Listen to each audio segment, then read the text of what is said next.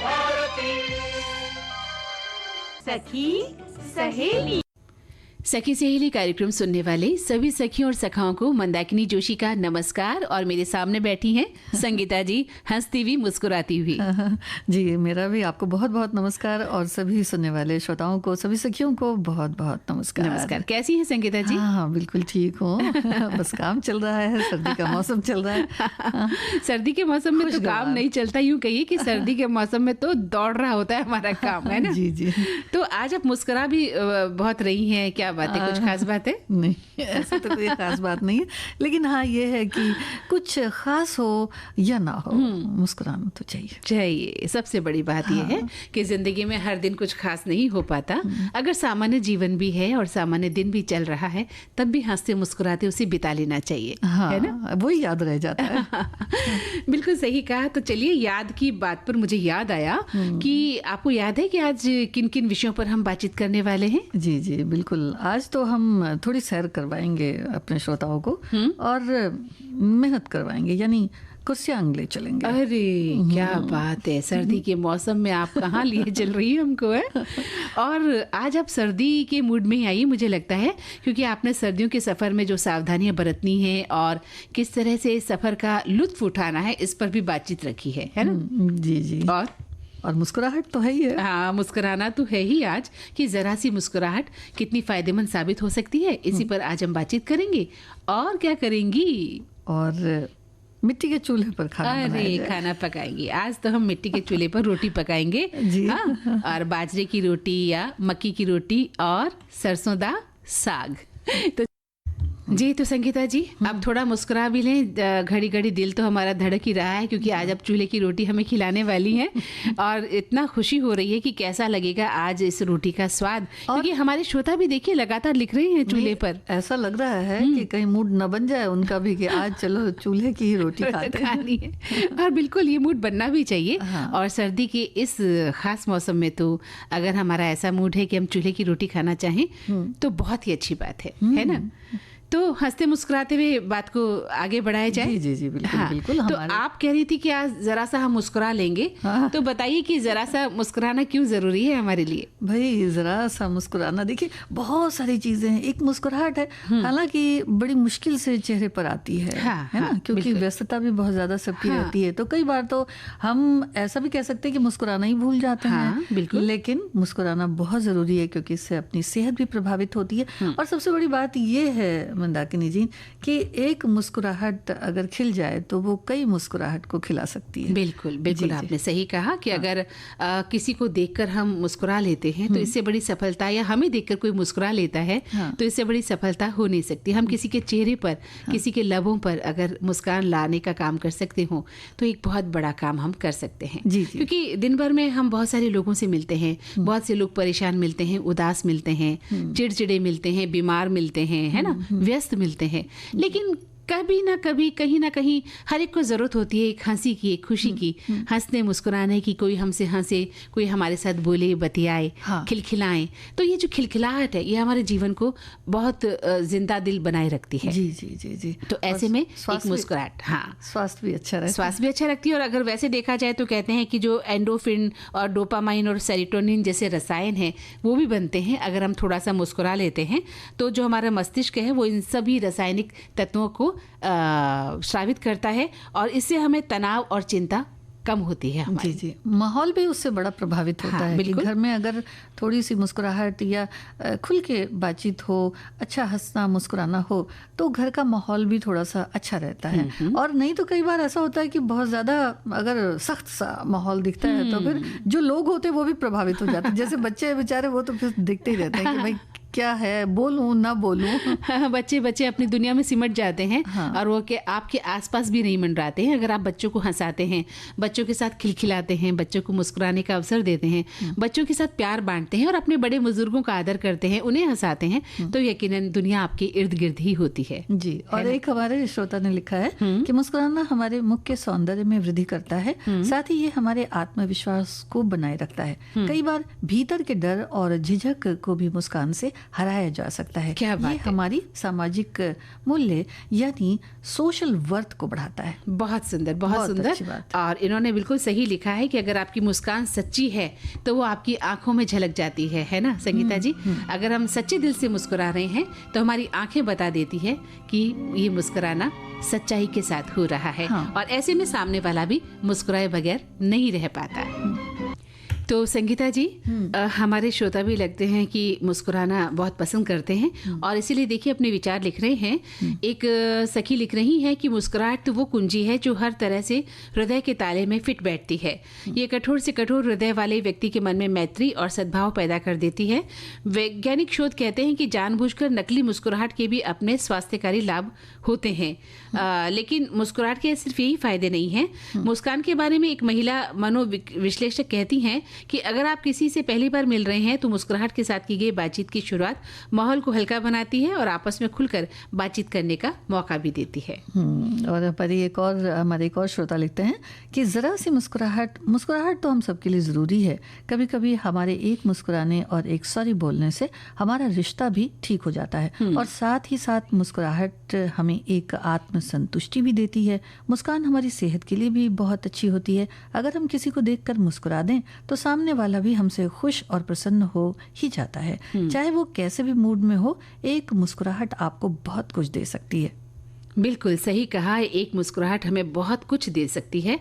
और एक श्रोता लिख रहे हैं कि अजी जरा सा मुस्कुराने में क्या जाता है, कोई पैसा थोड़ा ही खर्च हो जाता है, लेकिन फिर भी तमाम ऐसे लोग हैं जिन्हें हंसाने की जुगत करनी पड़ती है। अब आपको क्या बताएं कि बीवी की मुस्कुराहट के लिए शौहर को कितने पापड़ बेलने पड़ते हैं, ये तो वही बता सकता है जो बातचीत है जुगाड़ से मना ले जाता है। अब उसके दिल से पूछिए जो एक मुस्कुराहट के लिए तरस गए, सारा दिन निकल गया, मैडम नहीं मानी और नहीं मानी, सारा किस्सा मायके तक मोबाइल से बताकर ऐसा रायता फैलाया कि शाम का खाना नहीं बना। गनीमत है कि अभी बच्चे नहीं है, नहीं तो पता नहीं क्या होता, भूखे रहना हमें पड़ जाता। बात चली थी मुस्कुराने पर, हम विषय से आगे बढ़ गए हैं। उसका कारण हमारे पड़ोसी हैं जिनकी हालत देखी और लिख दिया। लेकिन मुस्कुराना हमारे सबके लिए बहुत ज़रूरी है। ये सेहत के लिए बहुत ही फायदेमंद है। हम किसी से मुस्कुरा कर मिलते हैं तो सामने वाला व्यक्ति भी मुस्कुरा देता है, भले ही वो किसी चिंता में डूबा हो, एक पल के लिए वो भी खुश हो जाता है। किसी बीमारी की हालत में आप डॉक्टर के पास जाएं, डॉक्टर हमेशा 95% आपसे विनोदी भाषा में बात करेंगे। उनके हास्य विनोद में आप अपना दर्द कम महसूस करते हैं और एक मनोवैज्ञानिक ये प्रभाव आप पर पड़ता ही है कि हंसते रहने से हमारे मित्र संबंधी हमारे इस स्वभाव के कायल रहते हैं कि अमुक व्यक्ति कितनी भी परेशानी दुख हो फिर भी हमेशा मुस्कुराते हुए ही मिलता है। तो हमें भी ऐसी ही कोशिश करनी चाहिए जी। और एक और हमारी श्रोता ने लिखा है कि मुस्कुराहट वो कुंजी है जो हर तरह के हृदय के ताले में फिट बैठती है। ये कठोर से कठोर हृदय वाले व्यक्ति की बात करती हैं कि उनके मन में मैत्री और सद्भाव पैदा कर देता है। वैज्ञानिक शोध कहते हैं कि जानबूझकर नकली मुस्कुराहट के भी अपने स्वास्थ्यकारी जो है लाभ होते हैं। तो फायदा हो या ना हो, अगर ऐसी बात है तो फिर मुस्कुराना तो चाहिए ही चाहिए। बिल्कुल तो चाहिए। मुस्कुराहट जो है वो बातचीत का एक रास्ता भी खोलती है। जी, बिजली कड़की। बिल्कुल। और देखिए लेकिन मुस्कुराना फिर भी कायम है ना। देखिए कहते हैं ना कि स्वभाव में भी थोड़ा सा बदलाव आता है कि चिड़चिड़ापन अगर होता है और थोड़ी सी मुस्कुराहट की अगर आदत की डाल ली जाए तो उससे जो स्वभाव है उसमें भी बड़ा बदलाव आता है। एक व्यक्तित्व जो है वो भी निखरता है। हाँ, और आपके बिगड़े हुए काम भी बन जाते हैं। हाँ बिल्कुल, कहते हैं ना बहुत बार। हाँ, पॉजिटिव होती है। अगर आप किसी से मुस्कुराकर अपनी समस्या कहते हैं, कहीं आपके काम अटके हुए हैं, आपने सामने वाले व्यक्ति से मुस्कुराकर बात कर ली, तो न चाहते हुए भी सामने वाला आपकी मदद करता ही है। बिल्कुल। और कई बार तो ऐसा होता है कि राह चलते भी अगर कभी कभी कोई ऐसे वाकये हो जाते हैं मंदाकिनी जी कि अचानक से हम किसी को पहचानते नहीं, कोई हमें नहीं जानता, लेकिन चलते फिरते कुछ ऐसी बात हो जाती है या कुछ यूं ही कि बस सामने वाले भी मुस्कुराने लगते हैं और आप भी मुस्कुरा देते हैं और फिर बस ऐसे ही बात। कई बार ये मुस्कुराहट दोस्ती में तब्दील भी हो जाती है। जी, है ना? जी बिल्कुल। इस तरह भी होते हैं वाकई कि आप कहीं गए हैं और अनजान व्यक्ति हैं, आप फिर भी हंसे मुस्कुराए और वो आपके दोस्त बन जाते हैं। और सबसे बड़ी बात, बच्चों की जो जिंदगी है उसमें भी परिवर्तन आता है अगर आप अपने घर परिवार में मुस्कुराहट बनाए रखते हैं। आप स्कूल में अगर अध्यापक हैं, अध्यापिका हैं, बच्चों को हंसने और मुस्कुराने का मौका दें। 24 घंटे उनके साथ कठोर व्यवहार न बरतें कि उन्हें दंडित किया जाए, उन्हें डरा धमका के रखा जाए। आपकी एक मुस्कुराहट, अगर आप शिक्षक भी हैं, आपकी एक प्यारी सी मुस्कुराहट किसी भी बच्चे को कहते हैं ना, आप उसके खास बन सकते हैं, है ना, ड्रीम बन सकते हैं। बिल्कुल बन सकते हैं। और चेहरा भी याद रहता है, मुस्कुराता हुआ चेहरा जो है वो एक नूर वाला, उसमें नूर आ जाता है, नूर आ जाता है, सबसे बड़ी बात। और अगर हम बच्चों से कई बार पूछते भी है ना कि आपका फेवरेट टीचर कौन है, तो वो बताते भी हैं। उन्हें हंसते मुस्कुराती जो मिस होती हैं वो बहुत अच्छी लगती हैं कि वो मिस बहुत अच्छी हैं, हमसे बहुत अच्छे से बात करती हैं, हमें प्यार करती हैं। तो ये सभी बातें उसी मुस्कुराहट की वजह से पैदा होती हैं। जी, और मुस्कुराहट तो तब भी होती है जब हम सफर की तैयारी करते हैं कि भाई चलो जल्दी जल्दी से चलना है, सामान बांधना है, हाँ। और बस निकल जाना है। और अगर सर्दी का मौसम हो तो ये मुस्कुराहट दोगुनी हो जाती है, हाँ। क्योंकि आपको पता होता है कि इस सफर में मजे भी आएंगे, खाने पीने के, घूमने के, लेकिन साथ ही स्वास्थ्य संबंधी तकलीफें भी आ सकती हैं। इसलिए जब भी आप सर्दियों में सफ़र के दौरान कहीं निकलते हैं तो सावधानी बरतें, लेकिन हाँ, सफ़र का लुत्फ ज़रूर लें। जी, मौसम से जो संबंधित जानकारियां रहती हैं वो मोबाइल है, सब है, तो उससे पहले ही देख लें। और टेम्परेचर की भी आजकल जहां तक बात है कि तापमान कहाँ का कितना है, तो उससे भी अपडेटेड रहें। और किन चीज़ों की ज़रूरत आपको पड़ सकती है ये डिपेंड करता है ये कि हम जाते कहाँ हैं और वहाँ से कोई चीज़ जो हमें चाहिए होती वो कितनी दूर है। तो ये आजकल देखिए मोबाइल में पता चल जाता है, तो इससे भी थोड़ा सा अपडेट रहें। और कुछ एक जो सामान है जो बहुत ही ज़रूरी है, कई बार ऐसा होता है कि हम लोग ज़रूरी सामान का बैग रह जाता है, और बाकी चले जाते हैं। तो जो ठंडी के लिए जो आपके जो कपड़े वगैरह हैं तो उन्हें तो साथ रखना बहुत ज़रूरी है। और साथ ही साथ कुछ एक पेटेंट दवाएं भी साथ रखें तो बहुत अच्छा है। मसलन आपको सर्दी हो सकती है, जुकाम है, खांसी है, बुखार है, पेट दर्द भी हो सकता है, दस्त भी लग सकती है। तो ये छोटी छोटी दवाएं हैं वो अपने साथ लेकर जाएं, डॉक्टर की सलाह से। बिल्कुल, आप किसी फिजिशियन के पास जाकर अपनी बात बता सकती हैं और दवाइयों का एक किट तैयार करें जिसमें बच्चों की दवाइयाँ हों, बुजुर्गों की दवाइयाँ हों, आपकी अपनी दवाइयाँ हों। और हाँ, अगर आप गृहिणी हैं तो अपना ध्यान रखना मत भूलिएगा, कहीं पता चले कि आप सिर्फ परिवार के चक्कर में खुद को भूल गई हैं। और देखिए, हमारे श्रोताओं ने अपने विचार लिखने शुरू कर दिए हैं। एक सखा लिख रहे हैं कि विंटर में घूमने के लिए किसी भी सामान को पैक करने की सबसे पहले जरूरत है तो वो है सर्दियों के कपड़े। अगर आप सर्दियों में बर्फबारी का मजा उठाने के लिए पहाड़ों में घूमने निकल रहे हैं तो फिर आपको 1-2 ऊनी कपड़े, दस्ताने, बूट, कंबल, स्वेटर, शॉल जैसी जरूरी चीजों को जरूर पैक कर लेना चाहिए। और इसके अलावा एक कंबल को भी साथ में रख लें। और हमारे एक और श्रोता ने लिखा है कि मैं भी ठंडी जगह की यात्रा पर हूँ, इतनी ठंडी है कि कुल्फी जम रही है। अरे बताइए। मैंने तो पूरा इंतजाम किया हुआ है। सभी से अनुरोध है, अगर आप भी मेरी तरह यात्रा पर हैं तो अपने साथ ज़रूरत के सभी सामान साथ रखें और वही खाएं जिससे शरीर में गर्मी बनी रहे। बिल्कुल बिल्कुल। तो इन्होंने, हम उम्मीद करते हैं कि सारे सामान रख लिए होंगे और ये लुत्फ ले रहे होंगे इस पहाड़ी या ठंडी यात्रा का, है ना। एक श्रोता लिख रहे हैं कि सर्दी के मौसम में जी यात्रा करते समय हमेशा सावधानी बरतनी चाहिए। साथ ही आप कहाँ जा रहे हैं, इस जगह का टेम्परेचर, मौसम संबंधी जानकारी ये जान लें। इसके अलावा आप जिस जगह पर जा रहे हैं उस जगह के बारे में किसी भी माध्यम से जानकारी प्राप्त कर लें और आपको पता लग जाए कि सफ़र के दौरान और जिस स्थान पर आप जा रहे हैं वहाँ किन किन चीज़ों की ज़रूरत पड़ने वाली है या कौन कौन सी चीज़ें नहीं मिलेगी। इन सब का इंतज़ाम आपको साथ में लेकर चलना चाहिए। तो हमारे एक श्रोता ने और लिखा है कि आप सभी सामान अपना रखें और फिर किसी भी सामान को भूलें भी नहीं। और सर्दियों के कपड़े, अगर आप सर्दियों में बर्फबारी का मजा उठाने के लिए पहाड़ों में घूमने निकले हैं तो फिर 1-2 ऊनी कपड़े, 1-2 नहीं बल्कि मुझे लगता है काफ़ी चाहिए। और फिर आपको जो है दस्ताने, बूट्स, कंबल, स्वेटर, शॉल जैसी ज़रूरी चीज़ों को ज़रूर पैक करना चाहिए। और इसके अलावा एक मतलब और भी एक गर्म ऊनी कपड़ा अपने साथ जरूर रखें। एक श्रोता लिख रहे हैं कि सर्दियों में सफर के दौरान सावधानी। भाई, सफर और सर्दियों में, जी हाँ, इस अवसर पर सफर के स्वरूप, स्थान और मार्ग का अवलोकन जरूरी है। अभी जनवरी में चेन्नई की यात्रा पूरी जाड़े की सावधानी के साथ की गई, मतलब करेंगे। किंतु उत्तर से दक्षिण जाते ही राजधानी चेन्नई एक्सप्रेस को चेन्नई स्टेशन पर सुबह 9 बजे पहुंचते ही इतनी गर्मी थी कि सारे गर्म कपड़े उतारने पड़ गए। और इसलिए सावधानियां तो जीवन के हर क्षेत्र में ज़रूरी हैं। फिर भी यात्री चाहे सर्दी की यात्रा पर जाए या कभी गर्मी की, हमेशा अपनी जो जानकारी में उसको रहना चाहिए कि वो कहाँ जा रहा है और उसे किन किन चीज़ों की ज़रूरत पड़ सकती है। जी, क्रिसमस की भी छुट्टियाँ जो है वो शुरू हो गई हैं कई जगह पे, और कई जगह पे होने वाली हैं, तो लोग निकले कहीं निकलेंगे।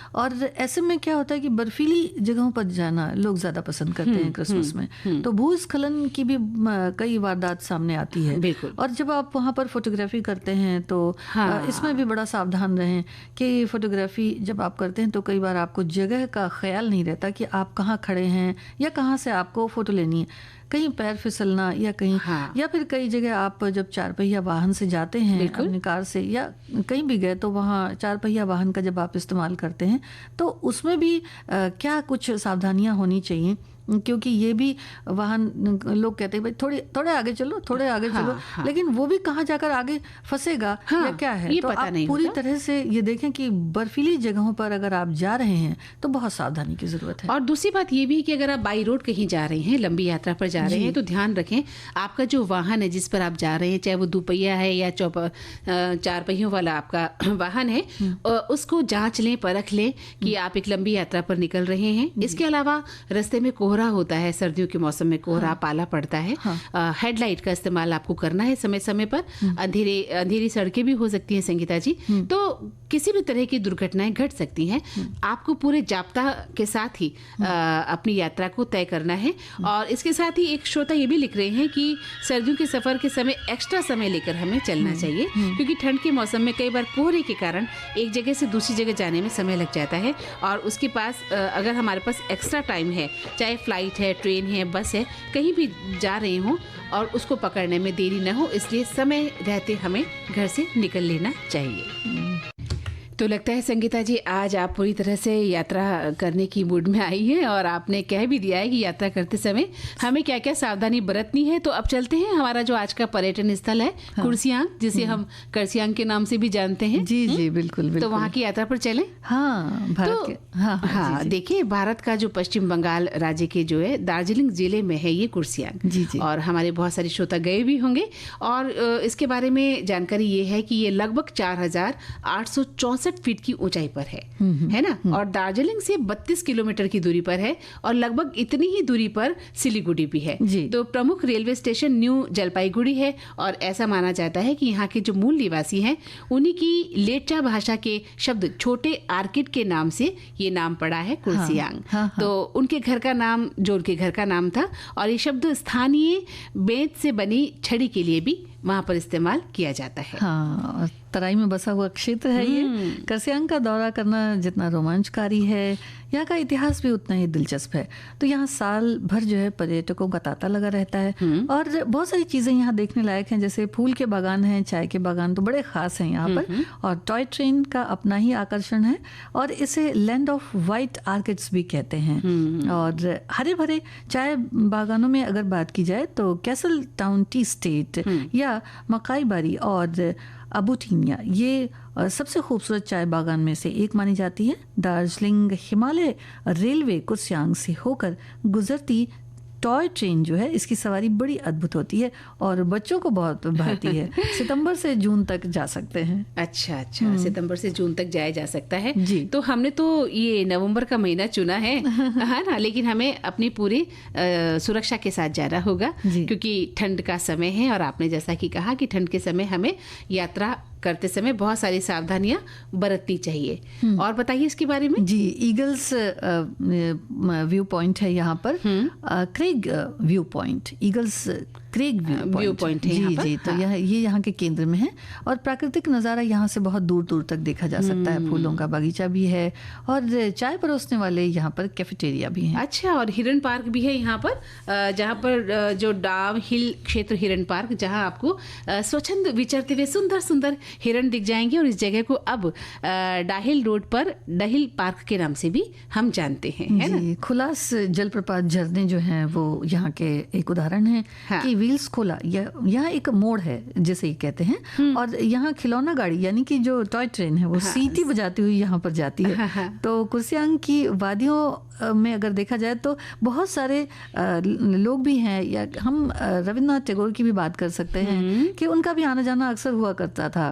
और यहाँ पर कई सारे जो लेखक हैं उन्होंने अपनी रचनाएं भी लिखी हैं। हाँ, वहाँ के माहौल से प्रभावित होकर शांत एरिया है जहाँ पर बैठकर आप बहुत ही सुकून के साथ लेखन कार्य कर सकते हैं। और यहाँ पर जो प्राचीन शिक्षा पद्धति थी उसके साथ साथ नए स्कूल और नए विश्वविद्यालय भी हैं। जी, नेताजी सुभाष चंद्र बोस संग्रहालय है और NSC Bose institute of Asiatic studies यहीं पर, मतलब यहाँ पर जो ये जगह है, खास यही जगह, वो उनके बड़े भाई यानी कि सुभाष चंद्र बोस जी के बड़े भाई शरद चंद्र बोस के घर में स्थित है, जो गिद्ध पहाड़ क्षेत्र में स्थित है। 30 के दशक के अंत में नेताजी को यहीं इसी घर में नजरबंद किया गया था। हाँ। अब यहाँ इसी से जुड़ी तमाम अमूल्य कलाकृतियां भी हैं, जो कि बहुत ही कलात्मक ढंग से है और उन्हें देखकर बड़ा ही खूबसूरत एहसास भी होता है। और यहाँ पर पत्रों के आदान प्रदान की कॉपी भी मिल जाती है। भारतीय राष्ट्रीय सेना जिन्हें INA की कई दुर्लभ तस्वीरें मिलती हैं और स्वतंत्रता आंदोलन की यादगार तस्वीरें हैं, अन्य तस्वीरें हैं और नेताजी और बोस परिवार की भी चीजें यहाँ पर प्रदर्शित की गई हैं। जी, तो बहुत अच्छे से धार्मिक स्थल भी हैं। जगदीश मंदिर है यहाँ भगवान जगन्नाथ का, और 300 साल पुरानी मूर्तियां हैं इस मंदिर में, जबकि यहाँ पर भगवान जगन्नाथ के अन्य मंदिरों में वैसे देखा जाए तो 3 मूर्तियां होती हैं, भगवान श्री कृष्ण, भगवान बलराम और देवी सुभद्रा की। लेकिन यहाँ पर जो है, यहाँ पर भगवान मतलब कृष्ण भगवान की ही 2 मूर्तियां हैं। हाँ। सीताराम भगवान का भी मंदिर है, दुर्गा माता मंदिर भी है जो बहुत ही प्राचीन है। अम्बुतिया ये शिव मंदिर यहाँ का अति प्राचीन है। और यहाँ पर जो है दुर्गा पूजा भी बहुत धूमधाम के साथ मनाई जाती है। बहुत ही सुंदर पक्षी यहाँ हमें मिलते हैं, वन विहार करते हैं, और सर्दियों के दौरान यहाँ पर संतरे की खेती खूब होती है ना। हाँ, अच्छा भी लगता होगा ना, वो बहुत सुंदर लगता है वो नज़ारा। हाँ। और सबसे पास यहाँ पर हवाई अड्डा है और रेलवे स्टेशन भी नज़दीक ही है, जलपाईगुड़ी। सड़क मार्ग से आप जाएंगे तो सिलीगुड़ी है, दार्जिलिंग है, गैंगटॉक है, इस तरह की जो रास्ते हैं वो आते चले जाएंगे और आप वहाँ पर जाकर आनंद ले सकते हैं उस यात्रा का। तो संगीता जी, ठंड शुरू हो गई है और ऐसे में हमने याद किया, आज वो दिन याद किए जब मिट्टी का चूल्हा हमारे घरों में जलता था और हम गरम गरम अपनी माँ के हाथ से बनी हुई रोटी खाते थे। हाँ, और चूल्हे के अगल बगल बैठे भी रहते थे भाई। हाँ, उस सर्दियों में बड़ी गर्माहट भी बहुत। वो इतना सुंदर चूल्हा लगता था रसोई के अंदर, मिट्टी से लीपा हुआ चूल्हा जिसे रोज लीपा जाता था, है ना। और बहुत ही खूबसूरत, और उसमें गरम गरम सेकती हुई रोटियाँ और बहुत सारी चीजें सीखा करती थी। दाल बाटी है और शकरकंदी है, इस तरह से बाजरे की रोटी है, मक्की की रोटी है, सभी रोटी, गेहूं की रोटी भी उसी में हम सिकाई किया करते थे। और वो जो सिकाई के बाद स्वाद आता था वो कहने ही क्या। भरता भी बनता था। हाँ, भरता भी बनता था, बिल्कुल सही। आंच धीमी हो जाए तो फिर दूध उबल जाता था। जब आंच बिल्कुल मध्यम आंच पर दूध रख देते थे और दूध भी उबल जाता था। बिल्कुल सही कहा आपने। हाँ, तो वो दिन याद कर लें आज हम। हाँ, हमारे बहुत सारे श्रोताओं ने कुर्सियांग के बारे में भी लिखा है और बहुत सारे हमारे श्रोताओं ने चूल्हे के बारे में भी लिखा है कि उनको भी बड़ा याद आ गया। तो हमारे जो श्रोता हैं उनका ही एक मैसेज पढ़ देते हैं कि देखिए, ठंड के मौसम में जो चूल्हा होता है उसमें खाना बनाना, यानी कि मिट्टी के चूल्हे में खाना बनाना अपने आप में एक बड़ा ही अलग सा अनुभव होता है। और मिट्टी का चूल्हा और हमारा बचपन का साथ रहा है। मैंने उस पर बहुत खाना बनाया, खासकर मक्के की रोटी, और उस रोटी का अपना ही स्वाद और मज़ा था।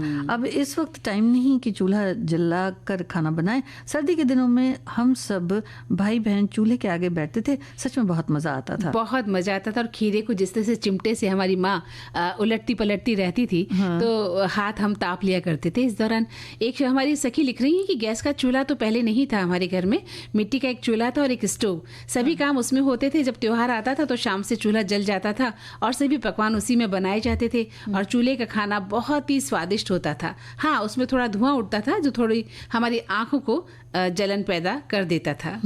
और एक श्रोता लिख रहे हैं कि मिट्टी का चूल्हा और हमारा बचपन का साथ रहा।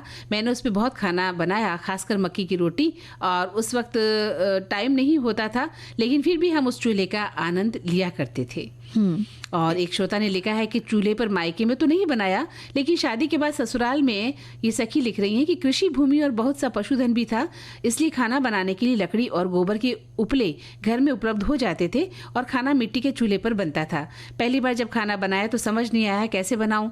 चूल्हे पर रोटी बनाते समय जब तवे पर रोटी डालती तब नीचे चूल्हा बुझ जाता। ध्यान नहीं रहता था कि चूल्हे में लकड़ी उपले भी साथ साथ डालते रहना जाना होता है। और कुछ समय तक मैं खाना बनाती तो सास पास में बैठी चूल्हे में आंच लगाए रखती थी। फिर धीरे धीरे मुझे भी चूल्हा जलाना आ गया था। जी, एक और श्रोता ने लिखा है कि आज के बदलते परिवेश में आपको सिर्फ गांव देहातों में ही मिट्टी के चूल्हे नजर आते हैं अब, और इन चूल्हों पर पकाया हुआ भोजन बहुत स्वादिष्ट होता है। आजकल शहरों में रहने वाले लोग जब गांव के सैर सपाटे के लिए आते हैं यानी कि गांव में, तो केवल मिट्टी के चूल्हे पर बनाए गए खाने की मांग करते हैं। चाहे हम जितने मॉडर्न हो जाएं, पर बरसों से चल रही ये परंपरा आने वाले मतलब सदियों तक बनी रहेगी। बिल्कुल, इसका स्वाद जो है आज भी हम नहीं भूले हैं। एक सखी लिखती है कि इस तेजी से भागती हुई आधुनिक दुनिया में हम ऐसा बहुत कुछ पीछे छोड़ा है जो कभी हमारे जीवन के लिए महत्वपूर्ण था। आज अधिकतर दुनिया खाना पकाने के लिए गैस चूल्हा, स्टोव, इंडक्शन और माइक्रोवेव का इस्तेमाल कर रही है, लेकिन कुछ दशक पहले तक खाना पकाने की बात पर सबसे पहले मिट्टी का वो चूल्हा याद आता था जिसे हमारी दादी माँ हर रोज लीप कर नया जैसा बना देती थी। एक और श्रोता लिखते हैं कि आजकल सभी रसोई घरों में गैस चूल्हा या बिजली से चलने वाला चूल्हा दिखाई देता है। आज से करीब 50 साल पहले हमारे घर मिट्टी का चूल्हा हुआ करता था। चूल्हा जो मिट्टी का था उसे जलाने में लकड़ियाँ और गाय भैंस के गोबर से बने केक जो होते हैं, उपले जो होते हैं, और जिसे गुजराती में छाना कहते हैं, उसका इस्तेमाल हुआ करता था। जलाते वक्त निकलते धुएं एक आग सी महक का एहसास होता था। हालांकि हमारी सुथारी काम का धंधा हुआ करता था इनका, यानी कि ये काम था उनका, तो उसके छोल का उपयोग हम चूल्हे जलाने में किया करते थे। सर्दी के दिनों में ठंड से बचने हम रसोई घर में चूल्हे के पास बैठ जाया करते थे। तो ये तो सभी बच्चे जो हैं या बड़े बच्चे सभी जो है बैठते ही हैं जरूर से। सही कहा। लेकिन इन्होंने जो एक बात कही है कि इससे जलते समय एक धुआं निकलता है। जी हाँ, और इस बात पर भी बड़ा गौर करना चाहिए कि जब चूल्हा बुझने वाला हो या कुछ चूल्हे में आपने पकाया तो उसको बिल्कुल बंद कमरे में ना छोड़ दें, क्योंकि उसमें जब वो बुझता है उस वक्त भी कार्बन मोनोऑक्साइड गैस, बिल्कुल जहरीली गैस निकलती है जो हमारे स्वास्थ्य के लिए दमघोटू हो सकती है, है ना। दमघोटू वातावरण बन जाता है। और कई बार हम सर्दियों में ईंधन एक डेगची में कोयला जलाकर भी कमरे में रखते हैं संगीता जी, और कमरे के किवाड़ बंद कर लेते हैं, जो कि बहुत खतरनाक हो सकता है। और कई बार ऐसी बातों से जान भी चली गई है। तो इन सभी बातों का ध्यान रखें, चूल्हे की रोटी खाएं और मस्त होके खाएं, जैसे कि अभी मैं और संगीता जी खाने वाले हैं। लिट्टी चोखा भी बड़ा अच्छा बनता है, बहुत स्वादिष्ट बनता है लिट्टी चोखा जी। तो संगीता जी, हमारे जो श्रोता है वो हमारा इशारा समझ गए इस गीत को सुनकर कि आज की मुलाकात बस इतनी, कर लेना बातें कल चाहे जितनी, है ना। और वाकई हम अपने श्रोताओं से प्रीत करते हैं, लेकिन इस वक्त हम उनसे इजाजत चाहेंगे क्योंकि वक्त अब हमें इजाजत नहीं दे रहा। तो कार्यक्रम समाप्त करने की मंदाकिनी जोशी और संगीता श्रीवास्तव को दीजिए इजाजत। नमस्कार।